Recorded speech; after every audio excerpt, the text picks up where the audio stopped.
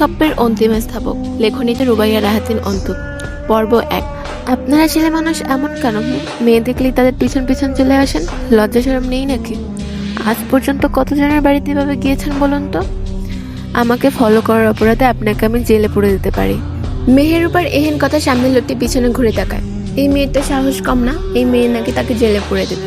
এই মেয়ে কি জানে কে সে? এই মেয়ে বড়দের সাথে কিভাবে কথা বলতে হয় জানো না? বেয়াদব মেয়ে একটা। ছেলেটির এমন কথায় রাগে তেতে ওঠে মেহেরুপা। কি বললেন আপনি? আমি বেয়াদব?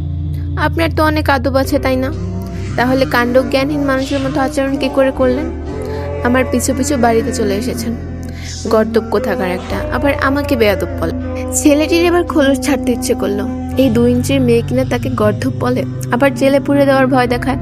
কিন্তু না, এখানে কিছু করা যাবে না। যে কাজে এসেছিল সেই কাজ করে তাড়াতাড়ি চলে যেতে হবে। ছেলেটি আর কোনো কথা বাড়াতে চাইল না, তাই মেহেরুপাকে পাশ কাটিয়ে চলে যেতে উদ্যত হয়। কি হলো, ভয় পেলেন নাকি? ছেলেটির পা থেমে যায়। ইচ্ছে করছে মেয়েটিকে গান পয়েন্টে রেখে কপাল বরাবর গুলি করতে, কিন্তু তা করা যাবে না। এই মেয়েটির জায়গায় যদি কোনো ছেলে হতো তাহলে এখানেই ছেলেটি গড়ায় গন্ডা হিসাব বুঝিয়ে দিত। একটা সত্যি কথা বলবো? মেহেরুপা একটা ভেঙচি কাটে, তারপর বলে, আপনি আমার সত্যি কথা বলেন নাকি? আচ্ছা দেখি বলেন তো, কি সত্যি কথা বলেন আপনি? কাল তোমাকে পরীর মতো লেগেছিল, আজ ডাইনি লাগছে। ছেলেটির কথায় মেহেরুপার আগে ফুঁসতে থাকে। কি বলে গেল লোকটা? সে ডাইনি? এই মশাই, কি বলে গেলেন আপনি? আমি ডাইনি হলে আপনি শয়তানের বড়। মেহেরুপার কথার কোনো পাত্তা না দিয়ে ছেলেটি চলে যায়। মেহেরুপা নানা রকম খোঁচা মারা কথা বলতে বলতে যায় তার পিছু পিছু। তারপর হঠাৎই নিজের রুমে ঢুকে যায়।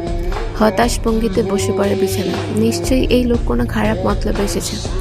না হয় একদিন দেখা হওয়ার পরেই কি করে কারো বাড়ি চলে আসে। একদিন পাশের বাসার চৈতির সাথে বাসে একজন লোকের দেখা হয়েছিল, কিছুটা কথা বিনিময় হয়েছিল বই কি। সবচেয়ে আশ্চর্যের বিষয় হলো লোকটি পরের দিনই চৈতিদের বাসায় বিয়ের প্রস্তাব নিয়ে আসে। মেহেরুপার বিশ্বাস এই লোকটিও ঠিক একই কাজে তাদের বাড়িতে এসেছে। চৈতি তো অভদ্র মেয়ে ছিল বলে তাকে ঝাড়ু পেটা করে বাড়ি থেকে বের করে দিয়েছিল, কিন্তু মেহেরুপা তো নিতান্তই একজন ভদ্র মেয়ে। সে কি করে ছেলেটিকে বের করবে?